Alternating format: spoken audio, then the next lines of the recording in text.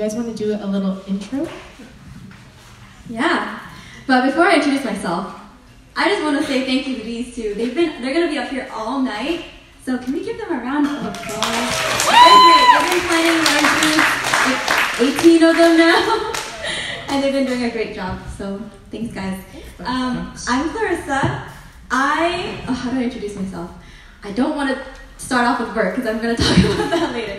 But I guess because it is a work kind of talk show thing, the fancy name is that I'm a risk technology consultant at Ernst & Young, EY. It's an accounting firm in San Francisco, but the way to kind of understand it a little better is I audit technology at different clients. And I've been working for about 7 months now, so honestly, when Miley and Jesse first asked me, I was like 5 months in to work, and I was like, you want me to talk about work? And I've been working for 5 months. I think the huge wave of like imposter syndrome definitely hit me because like, oh my gosh, what do I have to offer? But I think looking back, I realized that, you know, I've been working my whole life, whether it was in school or jobs, small jobs here and there, and now I'm here in the workforce, and it's been ups and downs for sure, but it's definitely, I think it cuts off a lot of the goodness and the blessing when we limit work to just the workforce. So I really hope that through this time, it can relate to you guys who are both like underclassmen and also those who are about to enter the workforce, because yeah, work isn't just limited to work after graduation.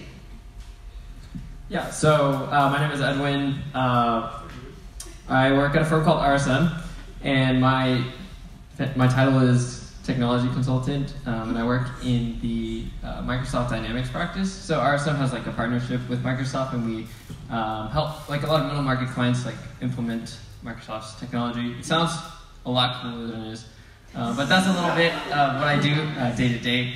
But yeah, so a little bit about more of, I guess, like me and Clarisa.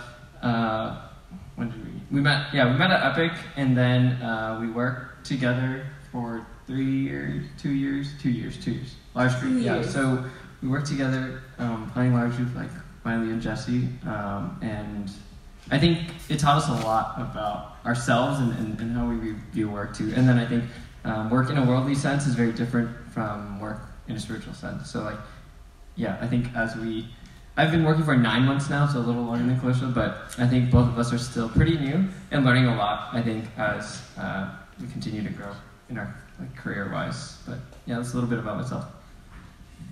Yeah, cool. And I think just like also, maybe you think that like you haven't been working for a while and like maybe you haven't, but I think it's just super cool to get like perspectives from like someone who's just transitioning into work and just kind of like to talk about maybe the ups and downs of like what that looks like to enter into the workforce like as it's happening. So I think that's like a little bit of like our heart behind choosing you too. But yeah, and I feel like we're kind of like in an in-between place. We're still transitioning right now, so we still understand what it feels like to be in your guys' seats, but we also have gotten a taste of what it's like to be outside too. So yeah. Cool. Yeah, so I think we just sorry. I think we just want to hear first like how you got to maybe like enter into the workforce, maybe at like to your respective companies, let's just say, or how you chose like the workforce instead of like taking a gap year or going on missions or interning, things like that. Yeah, so I can start. So in our junior year, Clarisa and I finished the year out serving as larger coordinators, and I don't know if you probably guys know Natanya. I think she spoke earlier on this quarter, but she was a staff at the time, and she encouraged Clarisa and I to both apply as full-time? Part-time. Oh, part-time. What's part-time? Part-time. Part-time staff. So we actually both applied our junior year, and we were accepted, and I think that's kind of how it kickstarted us to think about what does ministry look like with Epic in the Central Coast, and you want to elaborate a little more on that? I mean, I think that the process was a really good experience for us to kind of go through each step one by one to really evaluate where we're at as individuals and whether we're ready or not for like the workplace or just to go into ministry. And so we ended up deciding to say no to the opportunity, and we stepped into the Boaz ETLs. Shout out to Grace, Josiah, and Eunice. And that was a good, I think it was a good decision for us because it allowed us to be actual students, be student leaders and not like student leader staff. But so just like Edwin was saying, we definitely considered all our options. Going into senior year, I went on a mission trip to a vision trip to Southeast Asia and East Asia, and that was an eye-opening experience. I actually went with Edwin too, and yeah, I just did a lot of things with this guy. Yeah, it was a good experience, but it definitely pushed me to consider like, all right, I have a lifetime ahead of me once I graduate. What is God's will for me? That big God's will question, what is God's will for me for the rest of my life, for this post-grad experience? But then I think once I entered senior year, I actually got the opportunity to sign with EY. And I think in that stage of my life, I was so ready to just figure out that I'm going to go into workforce or I'm going to go into ministry. It was like one or the other. So when I got the offer, I was like, oh my gosh, this is the one thing I've been waiting for kind of all my life. Since kindergarten, people were building me up to get to here, to get my first job. This is what college was for. This is what my major was for as a business student. And especially in Cal Poly, this is the one thing that we're all led to. A huge percentage of us can get jobs before we graduate, which is amazing. But it definitely, I think, influenced me. And so as soon as I got that offer, I was like, I'm taking it. And I didn't really consider the other options I had been thinking about before. So a quarter went by, fall quarter went by, and then we're at winter quarter. And it was in one class. I took a class with Rhonda Beeman. If you guys get the chance to take it, highly recommend. But in this class, it was when Rhonda Beeman, she kind of laid out the realities of the working world. And it wasn't as glamorous as we all, hope it to be. And in that moment, I got my first anxiety attack of my life. And I've never gotten that. I'm if you guys know me, I'm a very bubbly, you ask me how I'm doing, I'm good, type person. So for me to kind of have to rush out of the room and not know what's going on, I was kneeling on the bathroom floor with my head on the toilet, and I'm like, God, what's going on? Why am I having an anxiety attack when she mentioned how hard work was going to be?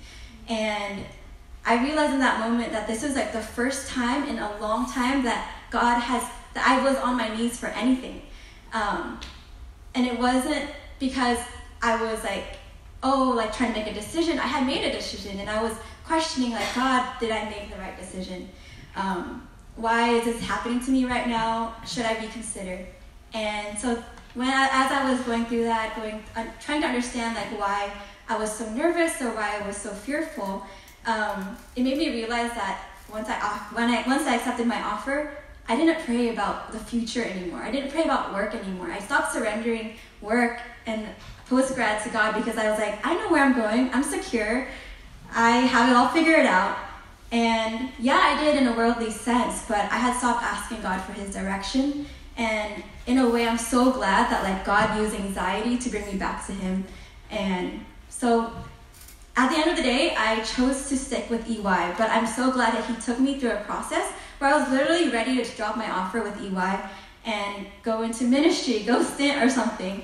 And I am not here to tell you whether one is better than the other, because I think both can glorify God in so many ways. But I think when you guys are making those decisions and going through the pros and cons of both, realize that whatever you pick, as long as your heart is in the right place, God will be glorified. Our decisions and our will, God's will won't be impacted by that. We're so small according to his plan. So I think you can glorify God wherever you go, and yeah, that's what I've learned for sure. And that's what I'm doing now. That was long. Thanks for sharing. No, you're good. So just to like give us a foundation, like what has God been showing you about what it means to work, whether it's at your corporate job or like just in life, like what has God showed you through the Bible or just through your personal experiences? Yeah, so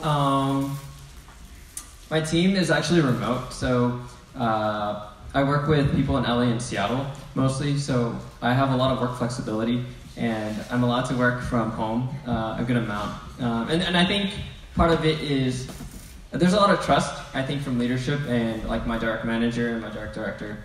But I think when I first started, it felt weird because I don't have a physical team, so interacting with people is like very different.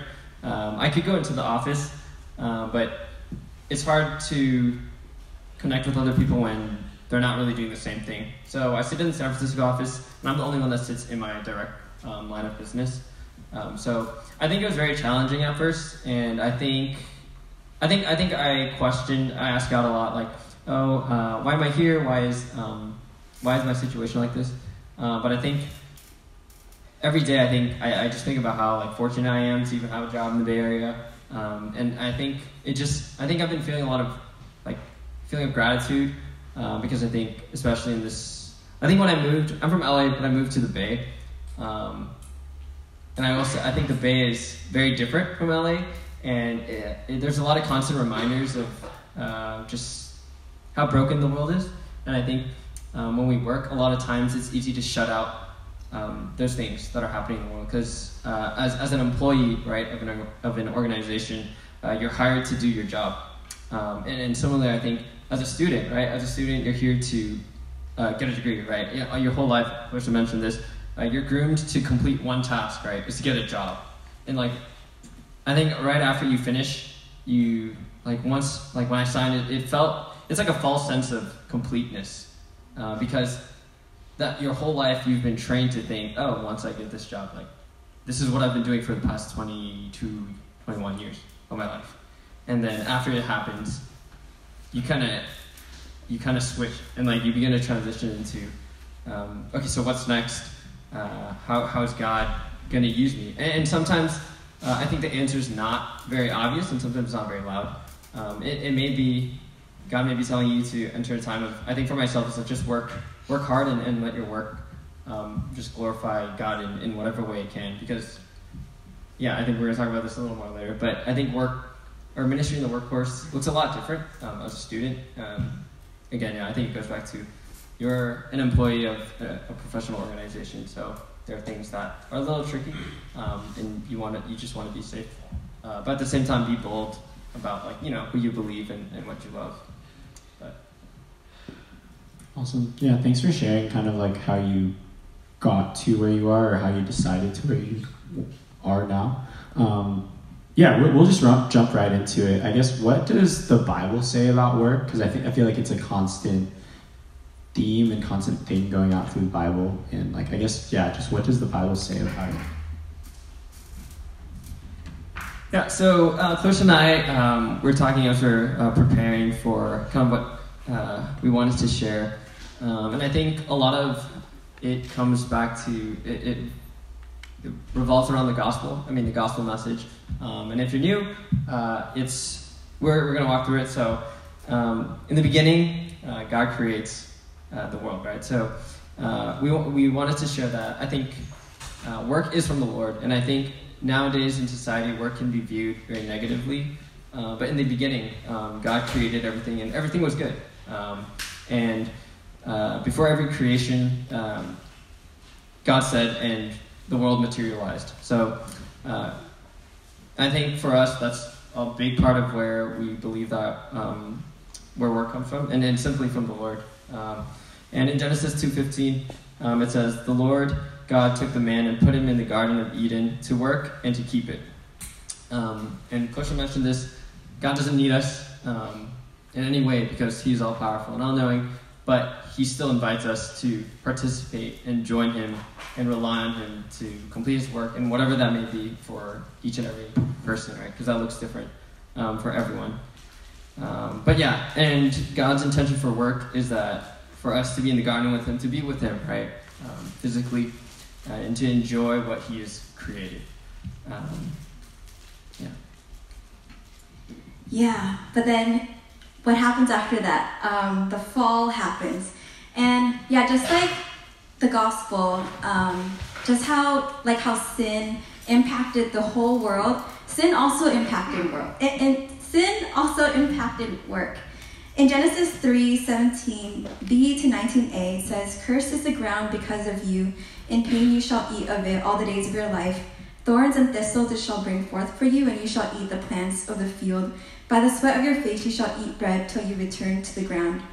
And this shows that the rebellion of man not only impaired the oneness with God, but it also took away from the ability to just enjoy Him and to enjoy God and to enjoy the abundance from the land.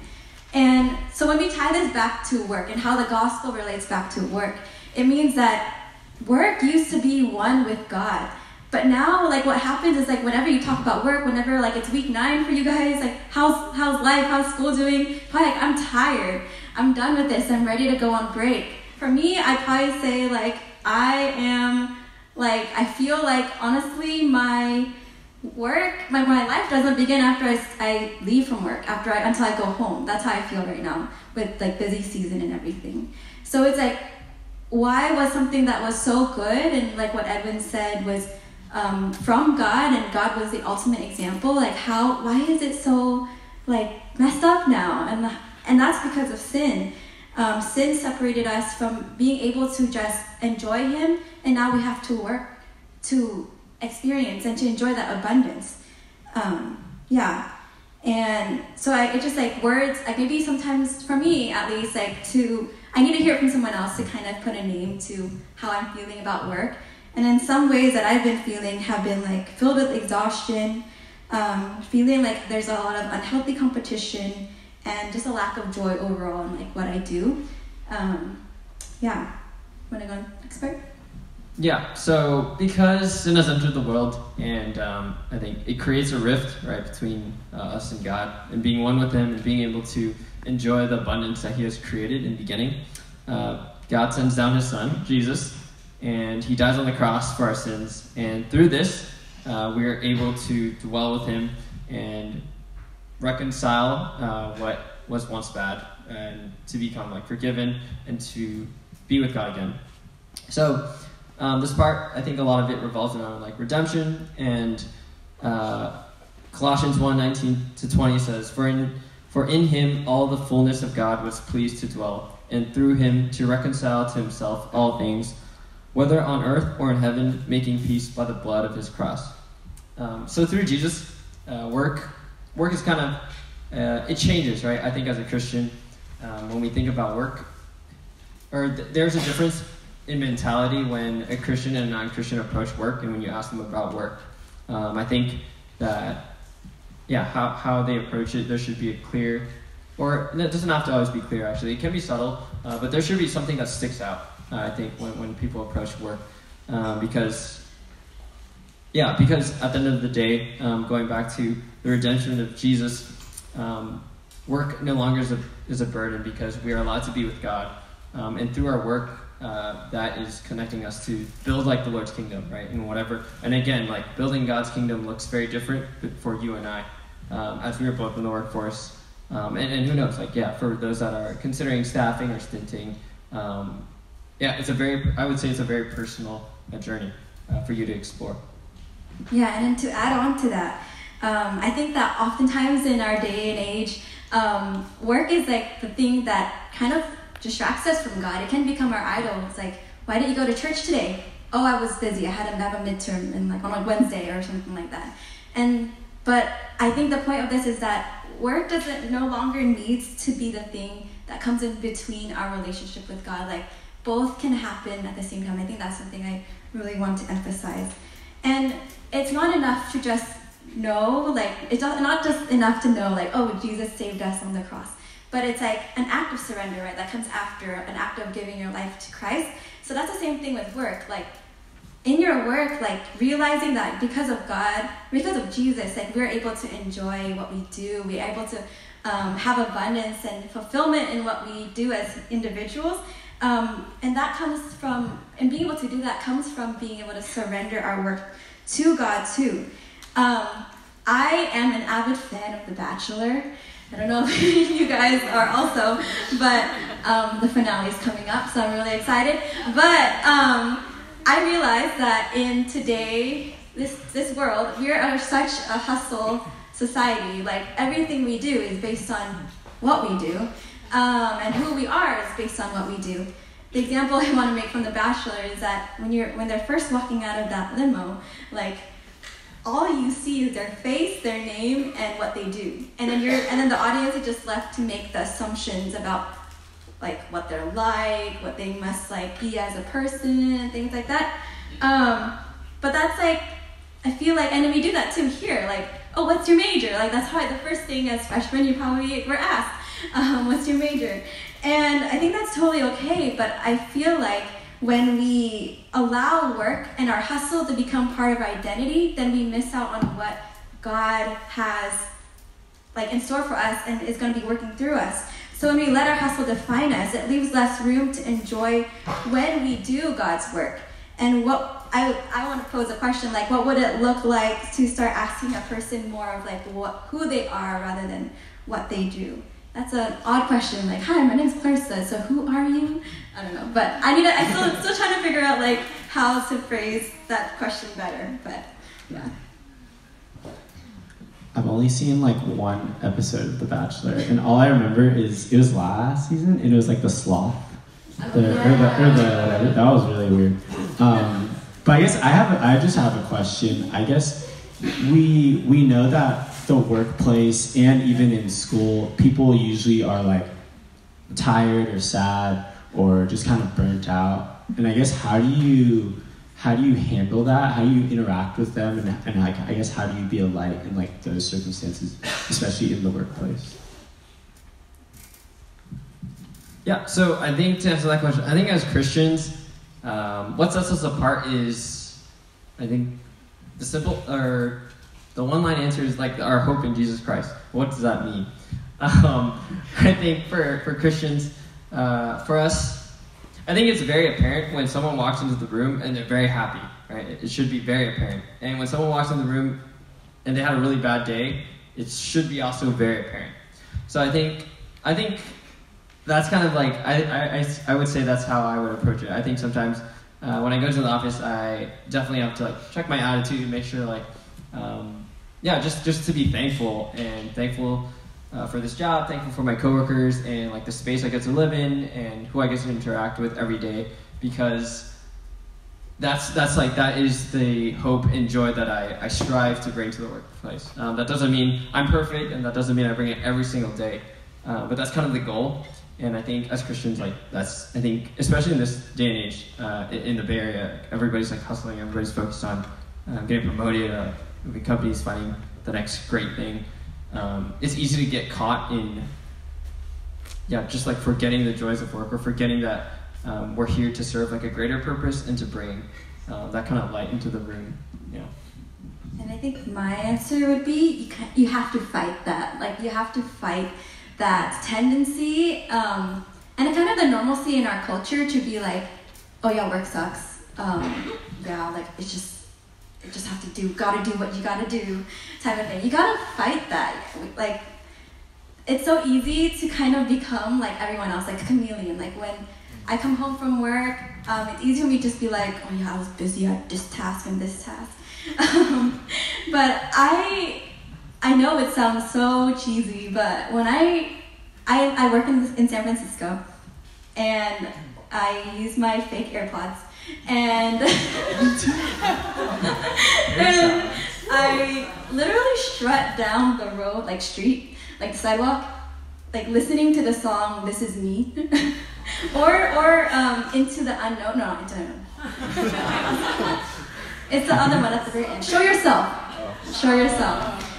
Because I think it's so easy for, like, in the workplace, for your personality and your identity in God to be, like, forced, like, overcast by the negativity that happens there. So I need to remind myself and ask God every day, like, God, give me strength to not feel the burden like everyone else, and to remain different and to remain like hopeful and joyful. And sometimes there are days where I like can't do that, but it really does make a difference when it's kind of like hyping yourself up. But I think we're hyping ourselves up, not ourselves up, but someone who lasts. Ooh, fire.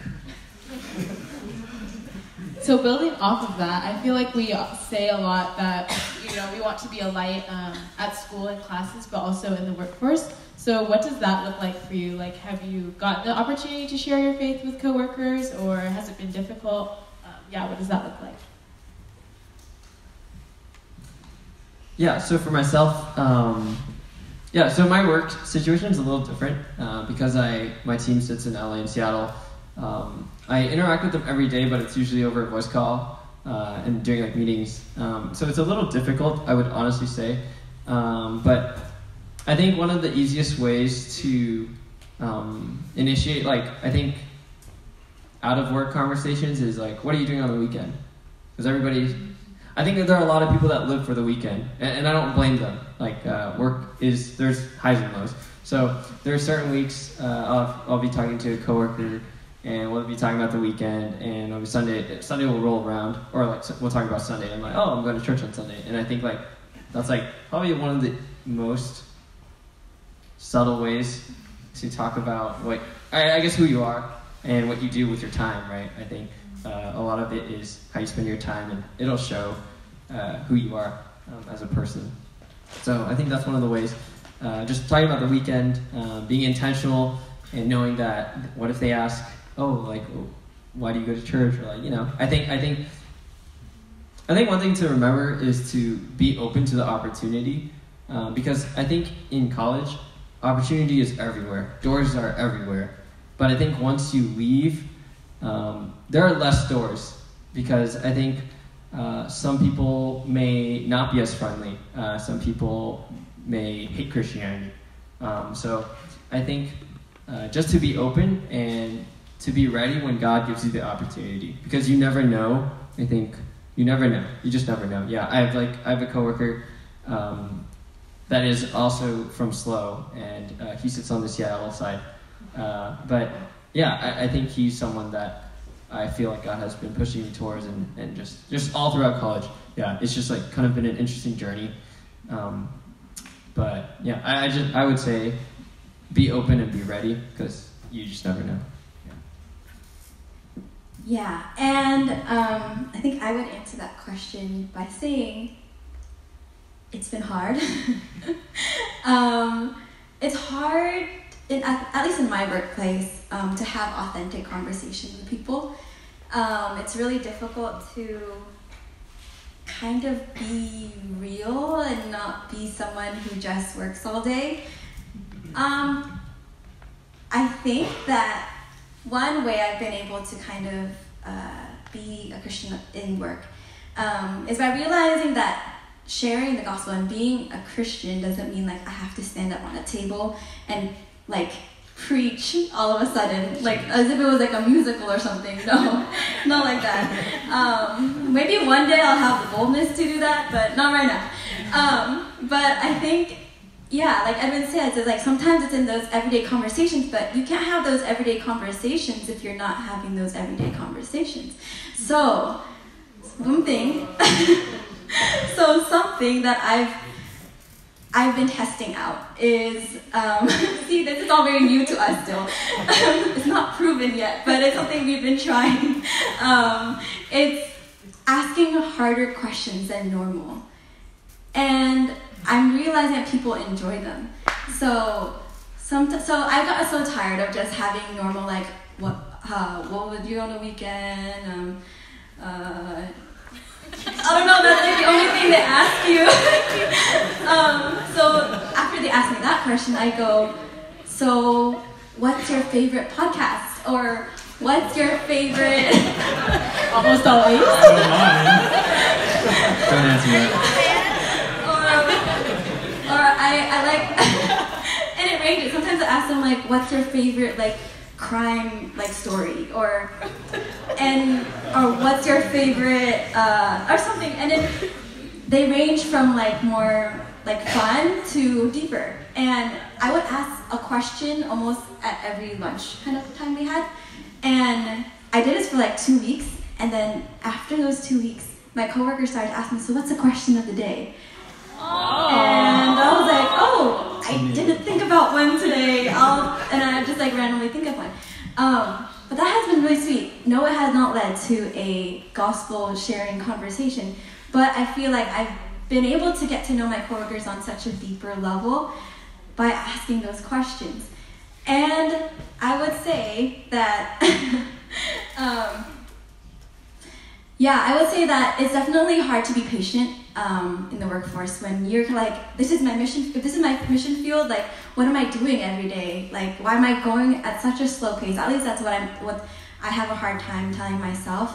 But I think it's like realizing, God's grace is enough. I'm here, I'm present, and my heart is ready. So just be ready. And I think one quick thing to add, I think a lot of people in the workforce question like purpose because they're working so hard. And sometimes they forget to think like, oh, why am I even working? And like I've had some conversations with coworkers like that are struggling, I think, balancing like work life and home life.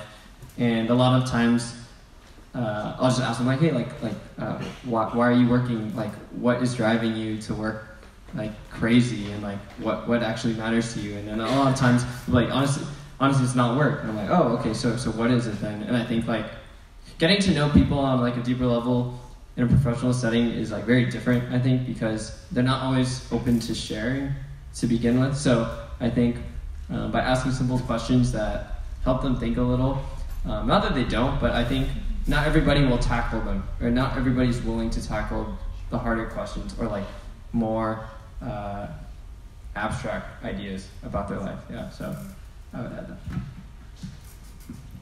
I guess another question that I have, especially as an Asian American in the workforce, even like in school, we're told to like study a lot and like, I guess work your butt off and stuff like that. And how does that play out, especially in like a field like business or like accounting where there's busy seasons? Like, how do you differ like excellence in your work and then like overworking? And I guess like, how do you know like when you've reached like that limit? Or I guess like, how do you know when like you're just tired because you're just tired, or like you're tired because you're overworking and like this isn't healthy? I think that there's a very huge difference between burnout and feeling the burn. I learned this at a leadership meeting a couple years ago. When, sometimes as leaders, you definitely feel the burn. I think that because, like being a part of Epic and being a part of school and working on the side, it's a lot. And whenever I come back to slow, I realize like how busy you guys are. There's always stuff happening here. So it's really easy to kind of like fall into different, like not catch yourself when you get to your limit. And I think the point of rest and feeling like you can have, I guess, just like the ability to know yourself better is that like rest is knowing your limits. I feel like you need to know your boundaries as an individual, and I learned that through my time like here in Slow. I knew that like once a week I need to see a friend. I need to see a close friend from my extroverted self. And I also realized that once a week I need to just have time by myself. And so sometimes the best yes means saying no. And sometimes I've definitely had to say no to my boss, even though I'm just a staff. And to hope that the place that you end up working is going to respect your space and your boundaries. And I feel like that's important when you choose a workplace or when you're considering like a culture, is if I say no to something, will they receive it or will they look down on me? I think as Asian Americans, going back to that, we're raised to kind of obey everything. Meanwhile, our American side tells us that we need to be bold and confident and like enter the workforce with fierceness, I guess, and be strong. I don't know.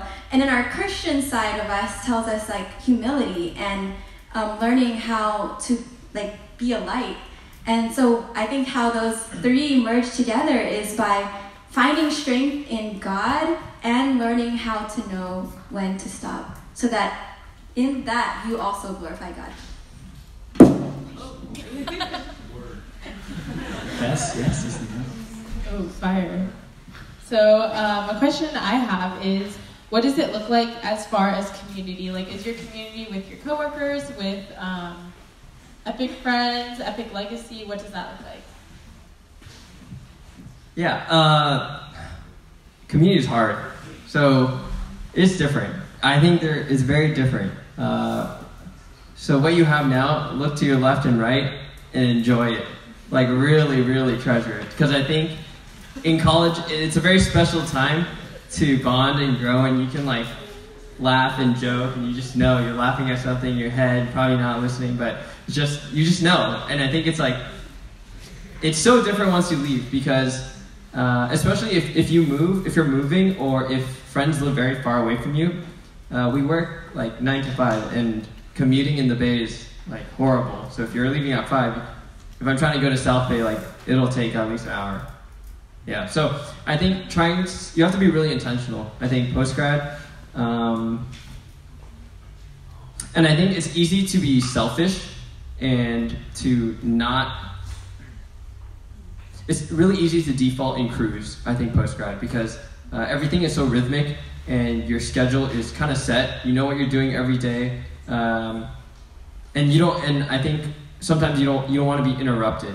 And like being at home and resting is like very, very important. I think how you find that rest, I think like Clarisa said, I think it looks very different for every person, because you do, if you're an extrovert, you do need to hang out with people, or else you go insane. And then if you're an introvert, you need to make sure you block out that time for yourself, or else, time is limited, right? So I think post-grad community is definitely, for me personally, I think it's been a challenge. I've had to be more intentional, initiating a lot more, being a good communicator, I think, is very key post-grad, because you're not going to see each other every day. You won't come on a Thursday and hang out. Again, post-grad, I think work changes the dynamic of your time, because you're spending most of it at work. So you have to be very intentional, and just to be thoughtful and mindful even of other people's time too. Because when you initiate, it takes time out of their day to think about, oh, do I have time? Or vice versa. So yeah, but I would say definitely enjoy college. Community is very precious. I think in SLO specifically, there's something very special about the community here. There's a lot of energy and excitement when we always come back, but it's good to see. Yeah. And I think community for me, I don't see a lot of new people. It's the same friends. I have the same friends as I was in college. Same friends. But that being said, it's because the friends that I made here were, awesome. And they have supported me while I was at school, working in school, and now working in the workforce. And it's like nice to have people who understand. And a lot of my close friends, like, we're not in the same major, we're not in the same industry, but we understand each other. I think that it's definitely hard to meet new people outside of work, and it's hard to get to know people on a deeper level. So I feel like for me, it's a challenge, and I've been seeking out more opportunities to get to know more people outside of work. Sometimes there's an organization called Faith and Work Movement that I've been a part of, and it's just like a group of people on mission to serve God, and that's been really special. And it's like reminded me of like what it looks like to, like Winfield Sen is here in Epic, but Winfield Sen is also applicable in the workforce too, and that's something that group of people reminds me a lot. Cool, thanks. Just to, I guess, wrap it up and kind of stay on the same topic of community, we had a Q&A, and we thank you for all of your questions. We only have time for one, so this will be our last question of the night. But along the lines of just like, I guess kind of what Marcus was talking about a few weeks ago, relationship with the church. When finding a church, how do I distinguish which one is best for me? That is a great question. It is also a very personal question. So I think what I value in a church may be very different from what Clarisa values. But they're all good things, right? So I think this question, it really depends on where you are currently in your faith, because different churches provide different things, right? Churches are not all the same. Some have strength in this area and some have strength in other areas. So I think a good step would be to evaluate your faith, think about what you want to work on, and I'd say that's like a good step forward, because I think very rarely do we have the luxury to choose our dream church, and it probably doesn't exist, to be honest, and that's probably for the better, right? I think it's very hard to grow if everything was perfect, right? So I would say things that like I'm currently looking for. I think, definitely community is very important to me, and it's been a struggle, so I've been trying to get more plugged in, get involved, trying to join a small group. But I think, if you're currently looking, I think that there's no perfect church, to be honest. But I think the most important thing is to stay disciplined and be obedient in looking, and try to commit and like give it a chance, because you never know what's going to happen. Yeah, I echo a lot of what Edwin just said. I think that every person's like priorities when it comes to a church differs. My good friend Larkin, if he's watching, no, he's not here, but you know. But my good friend Larkin gave me an acronym, and it was WIFE. It's W, worship, I, instruction, F, fellowship, and E, evangelism. And each person will have different like priorities when it comes to the things on this list. It's just a pretty easy way to remember it. I think for me personally, it was instruction. And so that's what I looked for when I was looking for a church. But the thing is, like, I think post-grad, it's really easy to compare it to what we have here in SLO. I think that's been my hardest struggle. Realizing that it's not as like easy in a way. I really have to search for it. And I feel like when you're graduated, like, it's no longer, I kind of feel like when I was in college, I was like a little baby. And like, if God was like a dad, he'd be like, kaboom. And then it's making it really obvious, like, this is where you need to be. You're gonna be an epic, you're gonna be at this church.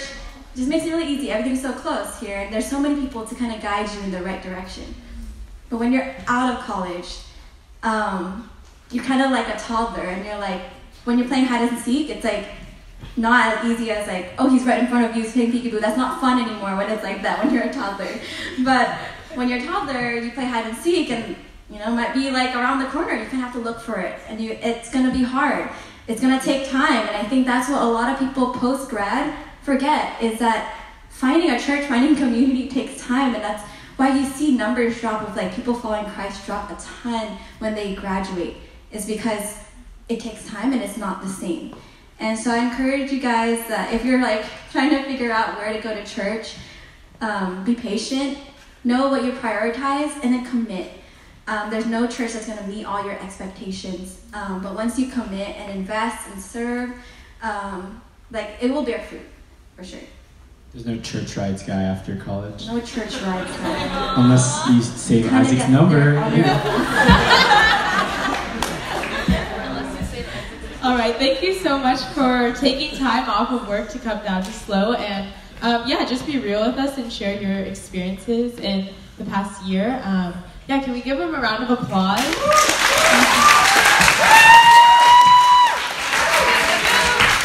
Sorry we couldn't get to everyone's questions, but if you have more, they'll be here after large groups, so feel free to reach out to them.